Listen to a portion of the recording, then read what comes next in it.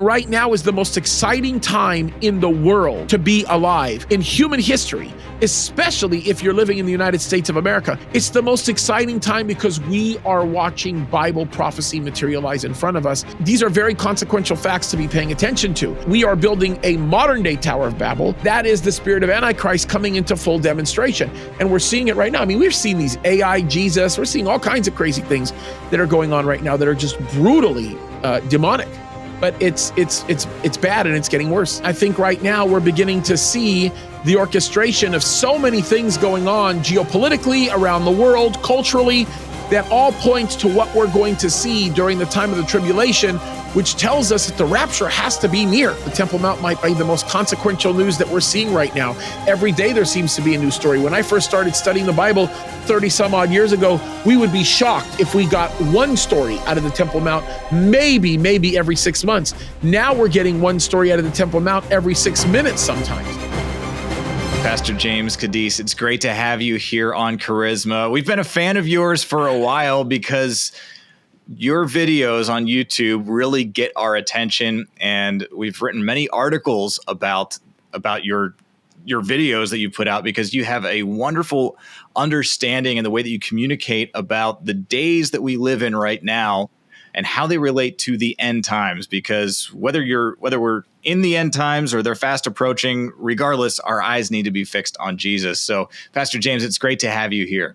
I'm so honored to be here, and it's a blessing, and you guys are doing a great job. I've always been blessed. Every time I see you guys writing an article about one of my videos, I'm always just blessed, and you guys are a great group of people, a great team, great staff, and you're doing a great job.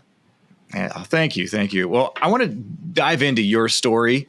I know that you're a first-generation Egyptian Christian, so yep. How did your upbringing and family heritage shape your understanding of faith and the world? I know you probably have a better understanding of what's happening in the Middle East than most of us do here in the United States. Yeah, so I want to back up for just a second. I'm first generation born into this country from a mother and father who were both Egyptians. But the one thing I want to make very, very clear is that I come from a long line of pastors in Egypt. As a matter of fact, my grandfather was a pastor in Egypt for 65 years, and not a Coptic guy, but he was Presbyterian. My other grandfather, that was my mom's dad, was a pastor in Egypt for 35 years, and he was Baptist, believe it or not. So these were both men that, although you would expect them to be dramatically and radically persecuted for their faith, they were so respected in their towns amongst the Muslim world that they were oftentimes the ones that were actually making peace amongst the ravaged killing that was going on between them. I'll give you one example of this. My grandfather, Saad, who was a pastor in Egypt, 65 years, that one, he actually would have these guys who would come ready to kill each other, these different factions in the villages, and they would take their guns. They were required to take their guns, leave them outside of my grandfather's house, and they'd sit down, 30 of them, and have a little summit. And my grandfather would talk them out of killing each other.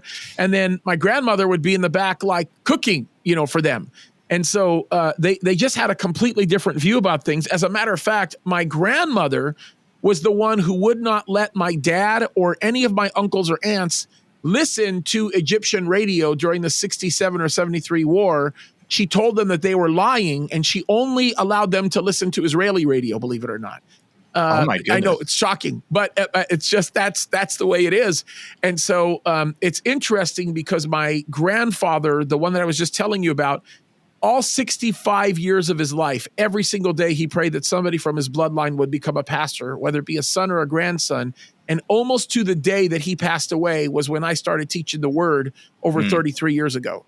So to think about like the heritage that God has given us, it's been pretty remarkable. But that's why I have a love for a lot of the geopolitics in the Middle East. But I actually think that if you're a pastor, you should be a master at geopolitics in the Middle East. You should know it. World geopolitics, you should really have a good grasp on it.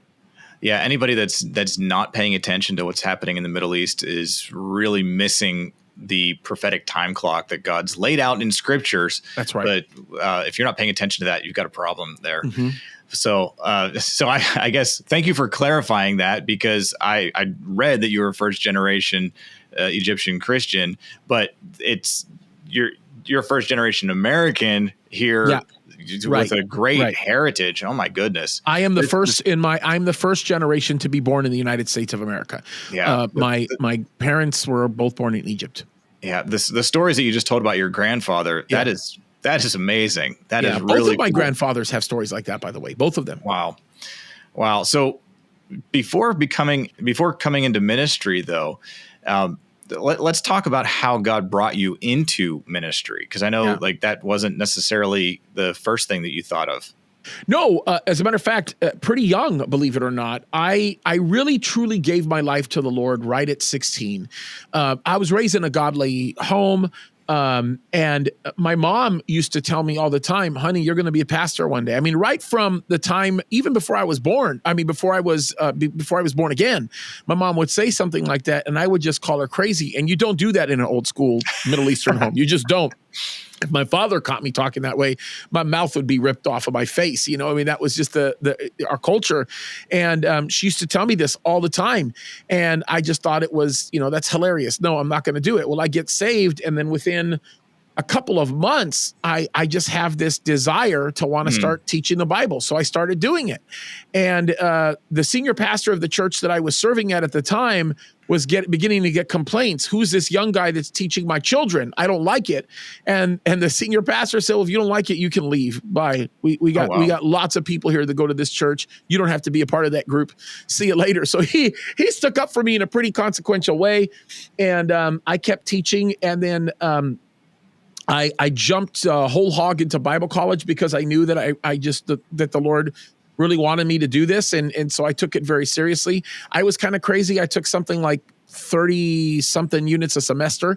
And I was very, very aggressive about it, and it just jumped whole hog into it. And then by the time I was 18, I was already serving in ministry full time and at the church. And so I started on staff at a Calvary Chapel in Southern California, and got a lot of my foundation with Bible prophecy came actually from my grandfathers, but it was just reinforced by what we learned in the Calvary Chapel world. And then from there, we just grew on. And I've always had a love for this stuff, biblical culture, biblical language. I'm kind of a language guy. Language doesn't come very hard for me. It's relatively easy. So that's kind of the history behind it all. And that's kind of where I came from. So before we started recording, though, you mentioned that you were working with the police or something with like cybersecurity and stuff like that. Where does this fit into the puzzle? Yeah. So this is interesting. When I started in Bible college, I had there was a pastor on staff at the church that I worked with who said, you can study the Bible better with a computer. So I'm thinking, well, that's a great idea. They got this Bible program at the time. I think it was called the Graham Court Institute. And that was really valuable to me because when I was learning Greek at the time, it was really important to be able to have a tool that could cut 3 hours out of a single word search. Back then, if I wanted to find out every occurrence of the present active indicative, for example, or that particular parsing with the specific word, it was 2 or 3 hours worth of work. Today, it's, 10 seconds with a mouse over. So that's why I got interested in it. And then a computer broke there at the church, and I said, I can fix that, no problem. And I was bluffing, but I just, I couldn't stand the idea that we were going to go spend $500 to have a computer guy come and fix it. So I sat behind the computer and I figured it out. And it took me 5 hours to do something that now could have taken me 5 seconds, but I did it. And then everybody sort of naturally at the church started saying, well, I need you to fix this. I need you to fix that. I need you to do this. I need you to do that. So I said, okay, well, I'm really a pastor. My main job, my main ministry at the time, I was the director of the Bible college, and there was a lot happening. So I put out an announcement to the church, and I said, hey, we're looking for guys that can help on the computer side. So one guy comes in, he volunteers, probably one of the most brilliant computer guys, very talented networking guy, has a big business out there. And he said, I'll volunteer. And he was high level. I mean, this was a guy that had a zillion certifications in the computer world and all that. And he gave me this big vision on what he wanted to do. And I said, well, here's the problem. I can't lead you unless I understand what we're talking about. So I'm going to go out and get all those certifications. And he looks at me and goes, James, you can't do that, man. It takes guys years. I have a school here where I teach people how to get their certifications, and it takes them years and years and years and years and years to do it. Well, I think I got my first, 20 of them within, I don't know, the first few months. I don't even remember. I was a single guy. I mean, I'm just going crazy. I'm studying. So I got certified in every kind of way. And lo and behold, within the next several years, I was one of like 1,000 court-recognized computer forensics experts. Now there's a lot more. As a matter of fact, when I left my staff position at the church that I was at to start Calvary Chapel Signal Hill, I was the chief information officer of a local municipal police department, where I did all that stuff, and that was the way I supported the work that I was doing here when we went on to this. So that's kind of where I got that background in it. That's kind of where so if I understand you correctly, at the same time you're studying Greek and Hebrew, you're also studying Java and C++, right? Yeah, I wasn't more on the programming side. I was more on the networking side. Gotcha. The programming side was never really interesting to me, and I always knew that somehow there would come a time where you can actually use tools to actually do programming for you. And lo and behold, look at what we have now. Well, I think this is a great segue to get into something that I guess both of us talk about a lot on our YouTube channels, which would be AI and end times and just how all this relates. So with your background, understanding Middle East geopolitical stuff from biblical perspective, and now you've got the layer of technology on top of it. Let's dive right in to talk about the end times that are upon us. Yeah, where do you see us today? Like, what chapter in the book of Revelation do you see us in? Well, we're definitely at the tail end of what I would call chapter 3. I mean, I think the church age is getting very close to being done.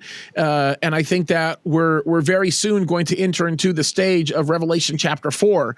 And again, it's interesting because by the time we get to Revelation chapter 4, the church is raptured. And I think that we're getting very near to that point. I mean, you have to look at it this way, and I'll give credit to a dear friend of mine, Andy Woods.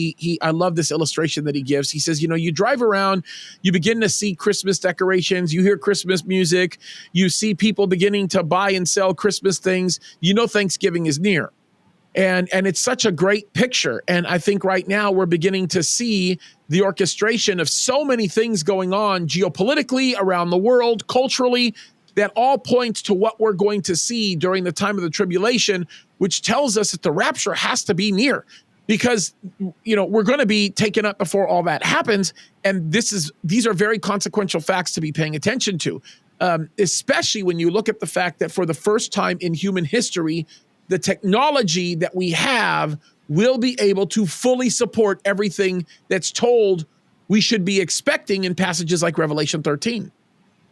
Yeah. Goodness. Yeah. So I want to talk about some of the videos that you've done recently. Yep.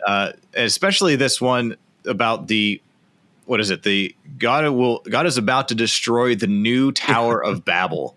That title alone catches my attention because I remember reading about this, what happens in the Tower of Babel in Genesis, and how all the languages are dispersed from there. What is this new Tower of Babel? Let's break this down.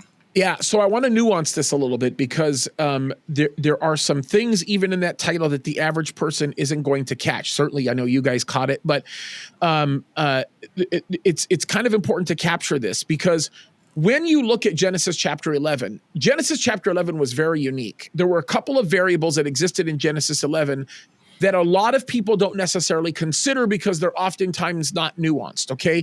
The first thing is you came off of the heels of the world being destroyed by God. Like literally, the life on earth was destroyed by the flood, okay? So you come off the heels of that. It's still within recent recollection of everybody that was alive at the time. And the other variable you had is you had mankind speaking one language. Now, the thing that was unique is the book of Genesis speaks of this dynamic. The book of Genesis actually points out the fact that man was speaking one language, and in their ability to be able to communicate in a very unilateral way without having to worry about the different language barriers, cultural barriers, all that, the pool of knowledge was increasing exponentially.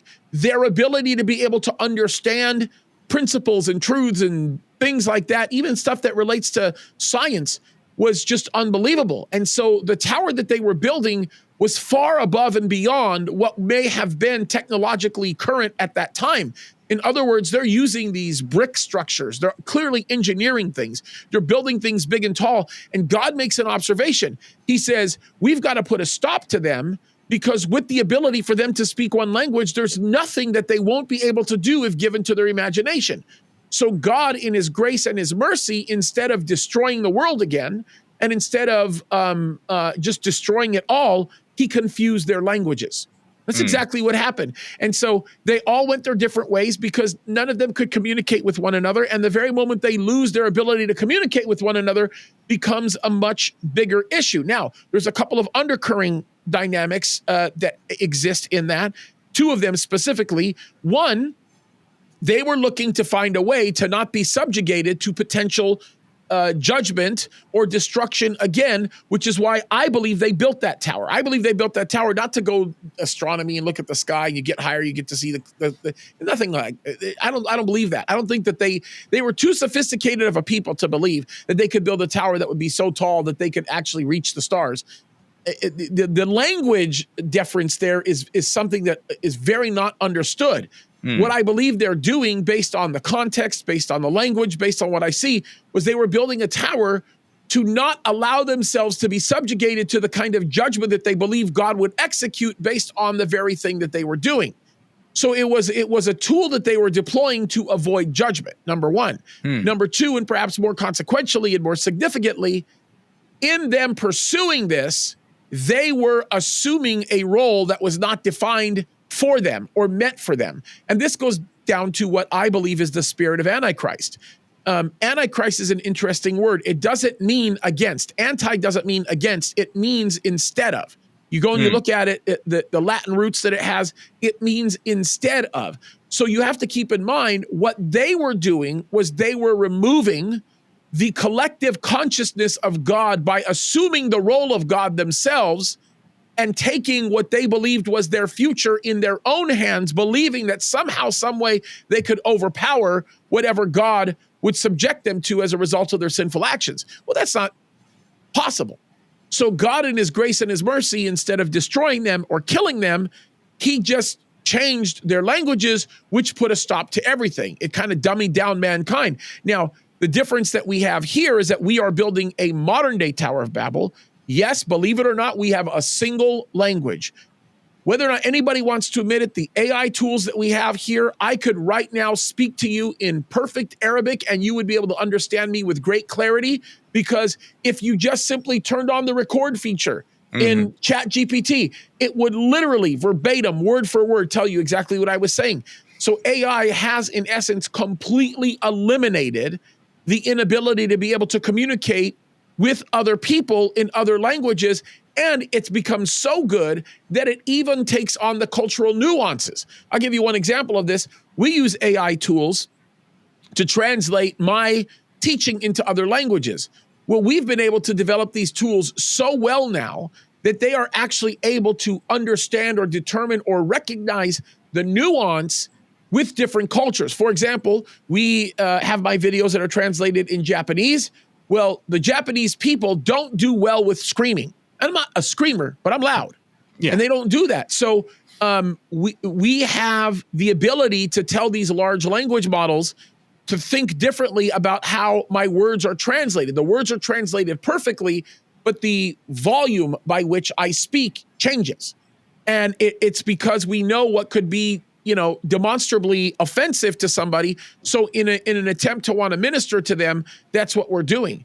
And the kind of tools that we have that do this now takes us seconds to do, where during the time of J. Vernon McGee at his most incredible point, which, by the way, his team right now, they're amazing people. Like, what they're doing right now is amazing. It would take them years to only do a fraction of what we can do in minutes now. Now, that comes with a lot of really bad things as well. Right. But that's what we're seeing right now. Right now, we're seeing people who are assuming the role of God, and in doing so, they are replacing God, not only within their own consciousness, but within the general collective consciousness. And that is the spirit of Antichrist coming into full demonstration. And we're seeing it right now. I mean, we've seen these AI Jesus. We're seeing all kinds of crazy things that are going on right now that are just brutally demonic. But it's bad, and it's getting worse.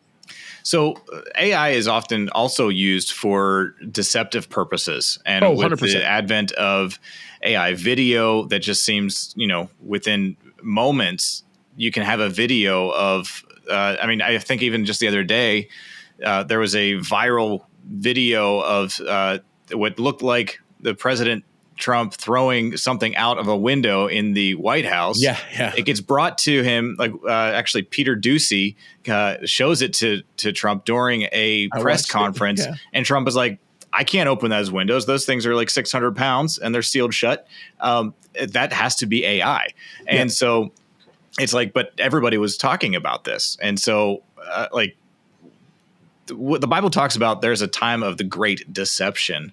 Where do you see, how close do you think we are to seeing that? I mean, I think we're right here. Yeah. And I actually think of it at a slightly different level because yes, AI is being used to deceive a lot of people. And I think that it's a big part of it. But I also think that a lot of people are putting a little bit more weight on that instead of putting a lot more weight on what's going on with the human mind right now. And what it's actually doing. Because AI is part of a conglomerate of tools that are ruining the collective consciousness of humanity. They're part of a conglomerate of tools that are causing people to think transactionally instead of thinking at a level that is a little deeper and more involved, especially as it relates to your relationship with God, your walk with God. These are all things that are very, very difficult for people to be able to understand because they happen so subtly. It's not like you wake up one morning and you're in this automated world. It's a very subtle process that continues to grow within a context that tends to be almost subjugated to the whims of what is understood as being entertainment today. You know, and it's funny, you talk to these kids today, many of them can't even look at somebody. They don't even interact with their own eyes with you anymore. They spend so much time in front of their screens that they don't even know what to do if their phone isn't with them. So it's the mindset and it's the heart. And look, we're Bible prophecy guys. We have these large audiences of people that listen to us on a daily basis, and we talk to them about the end times implications of the very things that we're seeing. But the bigger and more consequential issue isn't the technology itself, because the technology itself can be utilized for things that are actually very good. And there is a way to use AI that actually can grow the quality of your walk with God, grow and enhance the relationships that you have with people. And that's when you use it within the context that I think God wants us to use it within. Now, some people say, well, I won't ever touch it. I'm not going to use AI. Well, okay, if you drive a car that's newer than 20 years, you use AI. If you drive a car, period, you use AI because the lights and most of the systems that you use right now in driving are AI. If you have a cell phone, you are utilizing one of the most sophisticated AI tools right now in existence. So it's not about whether or not you're going to use AI. It's about whether or not you're going to apply the biblical principle in how you actually use it, and whether or not you're going to use it for purposes of glorifying God. Now, I don't think that, matter of fact, I think it's just idiotic to say, here, ChatGPT, make me a sermon, and then someone goes and takes their notes and do it. I know guys that are doing it. I even know Calvary Chapel pastors that are doing it. It's terrible. It's shameful, actually. And it's kind of embarrassing because, look, if you're going to make this your life, you better own it. You better know it. You better be able to tell people about it clearly and distinctly, and you better not be ashamed of it. But there's a lot of people that just, for whatever reason, there's a lot of laziness behind the pulpit. There's a lot of people looking to take shortcuts, and it's creating this condition. And yes, it is dummying down everybody because they've become so preoccupied with the entertainment that it provides, with the convenience that it provides, and with all the other promises that it makes, that it's taking them away from the more foundational or fundamental issues that really do develop the kind of societies that I believe God intended for us to have. And it's sad because I see parents now with their kids, they're not holding them, they're not touching them, they're not interacting with them, they're not kissing them, hugging them, nothing. They've just got their kids with their faces buried in their phones. And it's just terrible. Like, I will never, ever allow a single one of my children to have more than a certain amount of screen time a week, not a day. Like, they won't have cell phones. They're not going to have cell phones for my 7-year-old daughter will learn how to read candlestick charts learning the market before she ever uses a computer for anything else. Like, it's never going to happen. You're not going to use it to entertain yourself. You're not going to use it to watch a movie in passing. None of that, because I don't want their minds to be destroyed. So that's the bigger issue. And the rise of deception is all a function of people who give themselves to this technology, and in their, whatever you want to call it, their emptiness, their laziness, their brokenness, they're letting that stuff control them. And that's what's creating the problem that we're seeing right now. Yeah. Well, you mentioned earlier that, you focus a lot on biblical prophecy. Yep. And as we're seeing it in the headlines really coming to pass, I want to hear your story of how biblical prophecy really came alive to you, and why you became so fascinated with it, that this is the main purpose of your YouTube channel, or the main content of your YouTube channel is talking about this. How did this come alive and be so fascinating for Pastor James? Well, on the YouTube side and a lot of the modern media that everybody is seeing now, that got created by COVID. So, and I have to be careful how we even talk about it even to this day. But right. What happened was, I remember being in Signal Hill. I was at the top of the hill, and everybody was freaked out. And we had just got a message from the President of the United States. We were part of a little round table by the White House where they told us, hey, look, we don't know what we're dealing with. We don't know what's happening right now. And at this point, there was a lot of things going on that were like, we didn't know what was happening. So they said, we're going to shut the churches down for a couple of weeks. And it was 2 weeks to slow the spread. Mm-hmm. And we don't want you guys to gather together because this is dangerous. So I pretty much, the Lord showed me something that was shocking. I was standing on top of the hill, looking down at the Costco that was below the hill. And I noticed there were lines of people, like 2 lines wrapped around this massive warehouse to go in and buy toilet paper. I mean, I didn't know what they were wanting to buy at the time, but I just thought, this is crazy. So the Lord told me, turn on your video camera, your phone, make sure there's people can see behind you, all of these panicked people, and tell them that you're going to trust in the Lord. And I just made a video. And I think like 3 people watched it, 5 people watched it or whatever. And I just basically said, tonight, they told us to shut our churches down. Tonight, I'll see you at church. So we went in, we had church service, and then all these crazy lockdowns started happening. And so I said, okay, well, as a favor to our dear president, and we're just going to trust that what they're saying is true because we don't know what we have, we will not have church in the building, but we'll still do something outdoors or whatever. Well, anyway, that got old. And I think within maybe a month and a half or something like that, we started meeting like inside the church instead of in the parking lot. And we got condemned for that a lot. But of course, you're in California. So oh yeah. It was wild. I mean, I told the governor to, anyway, it's ridiculous. So we did that. And the Lord had told me that day, I want you to make a video every day, and you're never going to stop making a video until all of this is over. And I realized, well, it's never going to be over. So I did that. And so that's what we've been doing ever since. And I had no idea that it would grow the way it did. I got kicked off of a radio station at the time it was one of the biggest radio stations in Southern California. They're not so big anymore, but I got kicked off of a radio station. And because I was standing up for it was a lot of righteous things. And then within like 2 weeks of the time that I got kicked off of that radio station, God put me on 700 more. And I was like, what in the world? And God just continued to honor all of the efforts because it was such a wild time and people were looking for direction. What I was doing was I was telling people like, come on, you guys, look, I didn't talk about this all this much. I mean, I used to talk about Bible prophecy all the time since the time I was, young. But like, you guys, do you understand that all the things we've been studying, all the things we've been talking about, all the things that we've been hearing would happen is beginning to happen right now? Like, do you guys see this? Do you guys see that for the first time in human history, the whole world is shutting down? Like, do you understand? If you're wondering, when we used to teach about the mark of the beast and Bible prophecy, we always wondered, how in the world will it be that people will be in line to take the mark? I mean, we have laws in this country that say if you have 666 in your social security card, your number, you can change your number on that basis. Like, how in the world are people going to just embrace it?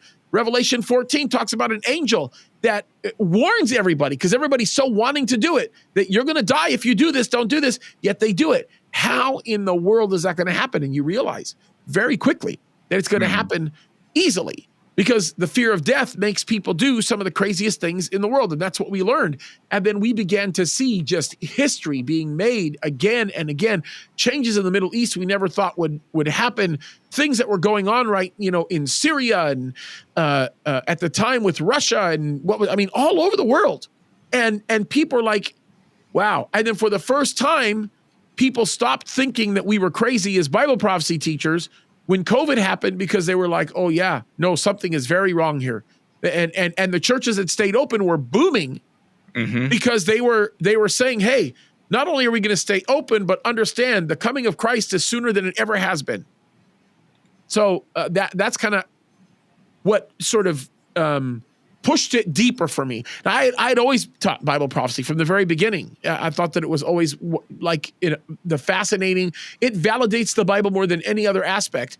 But then really with COVID, I really started pushing it.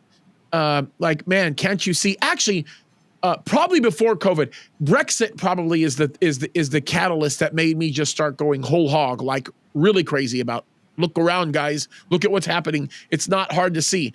We're seeing a real formation of what will be a completely different European Union. And, everything I said is true because it was based on what the Bible says. Yeah. And we can always go with the truth of the Bible, because that is 100% accurate for sure.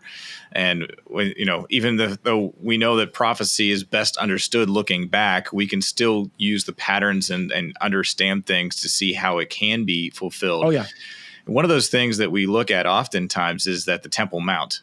Behind you, you've got a great you got a great view overlooking the city of Jerusalem there. You see the Dome of the Rock there, which one day the third temple will stand on that same platform there. Absolutely. You just did a video. I know we did too, and it got a lot of attention because for the first time in over 2,000 years, shofars were being blown by Jewish people on the Temple Mount. And this is not some wacko Pentecostal, which I consider myself to be, maybe not the wacko ones, but yeah, I think you know what I mean. Like somebody just running up there, going rogue and blowing a shofar running around, that's not what happened. This was actually a planned event. And so, but that was the first time that happened. So talk to me about that, and specifically the Temple Mount and what you see there. Yeah, look, there's so much to talk about. And I think that when you're going to talk about the Temple Mount, the one thing you have to understand is you have to understand the perspective of what the Temple Mount was in the past, what it is in the present, and what's coming of it in the future. There's a lot of talk about this, and it's something that should be talked about all the time, regularly, because when you go as far back as Solomon's temple, which would have been sometime around 960 BC, you've got to understand that laid the foundation for so much more, especially when you start thinking about the role of the Jebusites in Jerusalem and what happened there and how God delivered the people and brought them there. If you remember the story of Arban, who was what we know, I believe, the last Jebusite that we know of, the threshing floor that he owned was purchased by King David. And then, of course, we know that in essence, the temple was built there by Solomon. We should really call it David's temple because he was the one that had the vision for it. Paid for it. Yeah, that's right. Paid for it, did the whole thing. But what is interesting is that temple was built on Mount Moriah, which is the same place that we read about in Genesis chapter 22, where Abraham offered Isaac. And again, very huge picture. One little point I should notice here, or I should point out with respect to the temple, is the temple was never built on the highest point of the ancient city of Jerusalem, which is something that's always been confusing to a lot of people, because when you hear in the Bible about these things called the high places that everybody would go to, you would wonder, because the high places meant that they would build their temples to these false gods at the highest parts of the city, wherever they lived. But the temple was not put at the highest place. As a matter of fact, geographically speaking, the highest point of Jerusalem, even if it was slightly outside, was the very place that Jesus was crucified on. So it's interesting to think about the fact that Christ, who obviously refers to himself as that temple, we learn about him in the last days carrying on the same very similar role, was lifted up in the high place before all men. And it's interesting to see that when that happened, the veil in the temple was rent.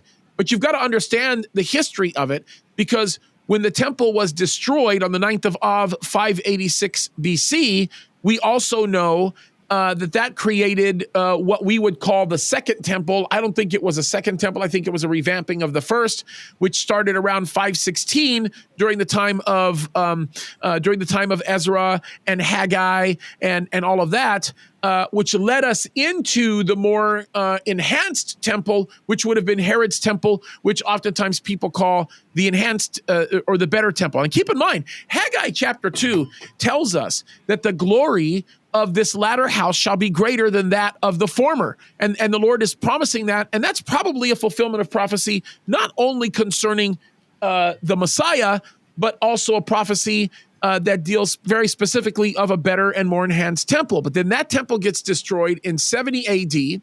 We also know that on the 9th of Av, 70 AD is when that temple was destroyed. Then the 9th of Av, 135 AD is when that whole site of the temple was destroyed. And then that opened up the door for what everybody often calls very derogatorily the Mosque of Omar. That's a very derogatory reference. We should be calling it Al-Haram al-Sharif. A lot of people call it the Golden Dome.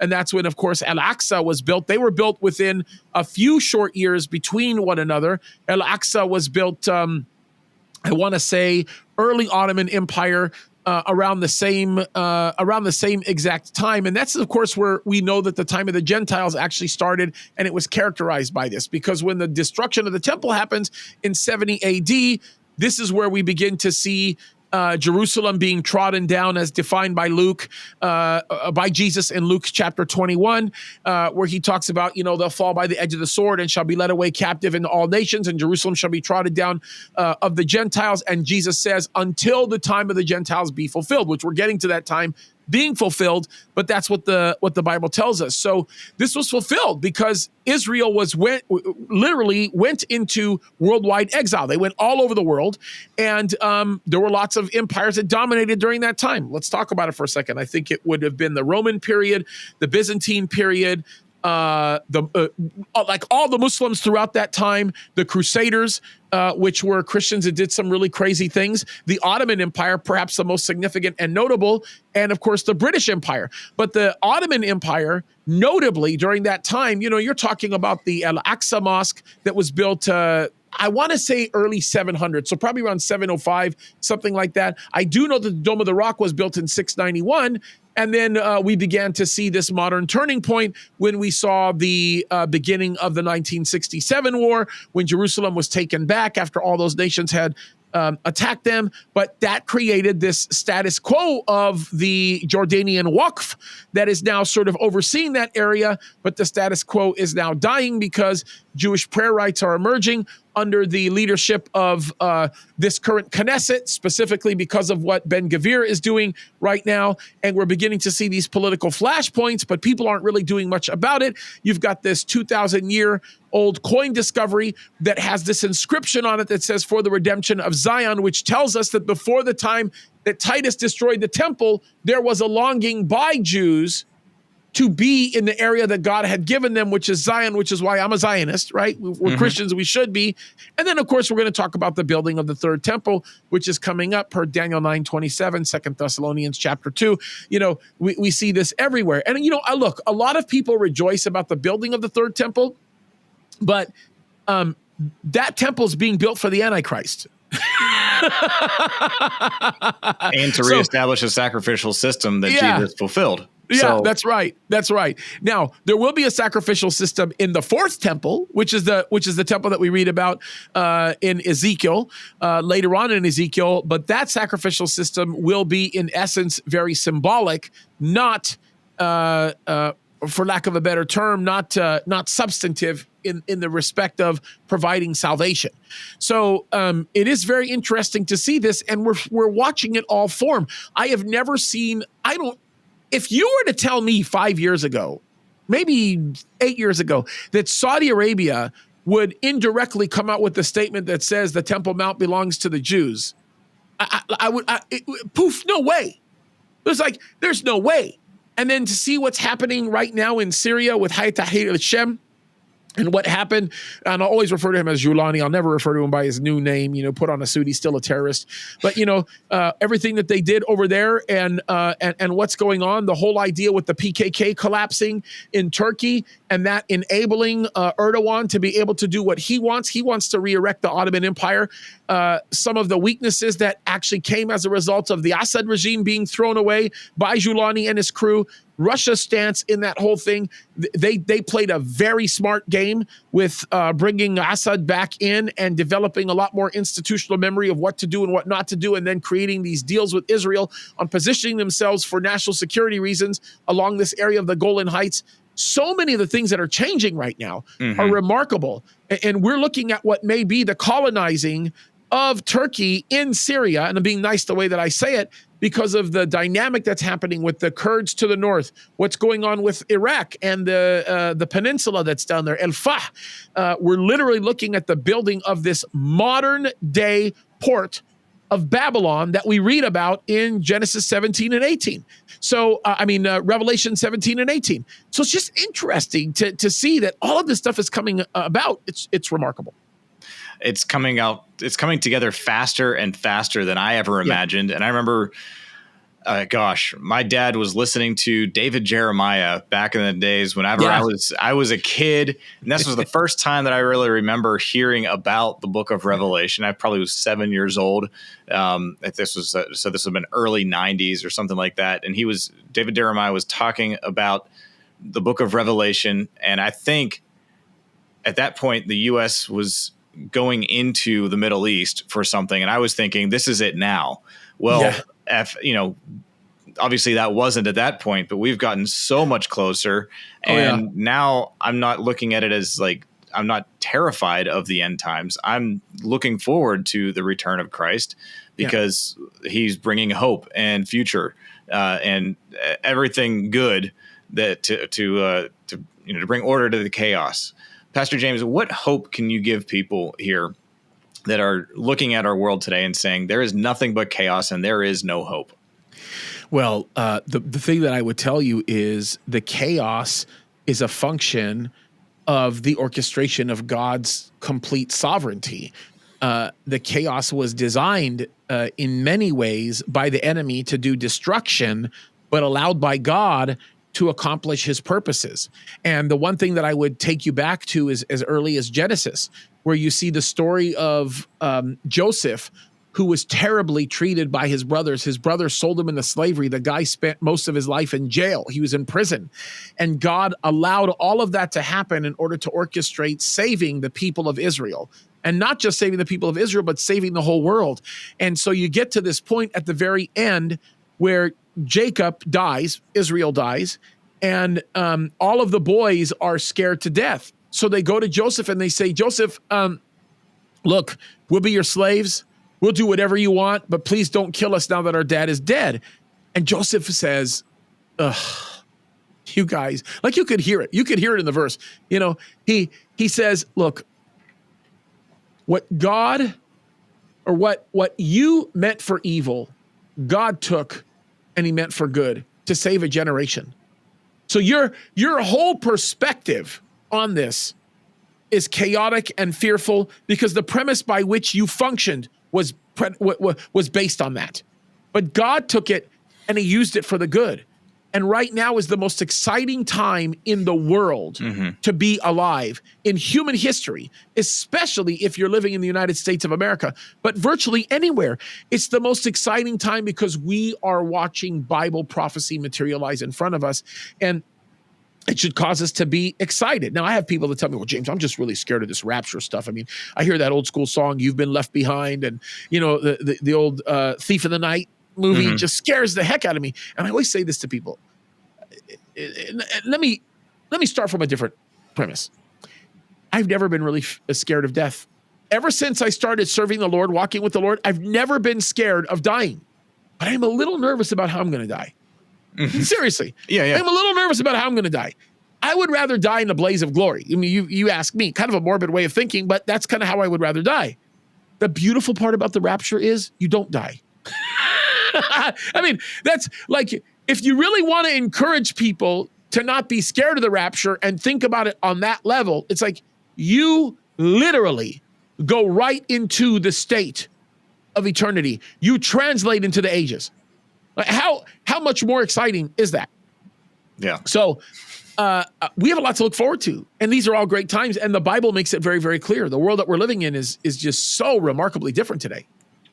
Absolutely. So we don't have to be afraid of anything that is coming at us, because we know that Jesus is coming. He's coming quickly, and we just need to be ready. So we need to receive him and be ready to go with him whenever he comes. Amen. Yeah. Amen to that. Any closing words, Pastor James? I think it would all center around that. Look, you guys, I don't need to build a case to tell you how radically and how dramatically things are changing in the world today. I mean, you look around, you see things happening in the Middle East.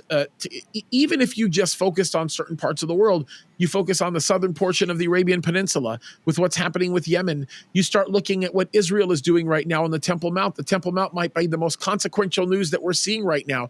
Every day there seems to be a new story. When I first started studying the Bible 30 some odd years ago, we would be shocked if we got one story out of the Temple Mount, maybe every 6 months. Now we're getting one story out of the Temple Mount every 6 minutes sometimes. I mean, it's wild. The advent of all kinds of different technologies that are making it so much easier for us to be able to study the Bible and understand Bible prophecy. In the book of Daniel, where it talks about, I believe it's Daniel chapter 12, where it talks about knowledge increasing, it's not speaking about in general knowledge, man's knowledge is increasing, although man's knowledge is doubling through AI every 12 hours. It used to be every 100 years, believe it or not. Now they're saying that number is every 12 hours.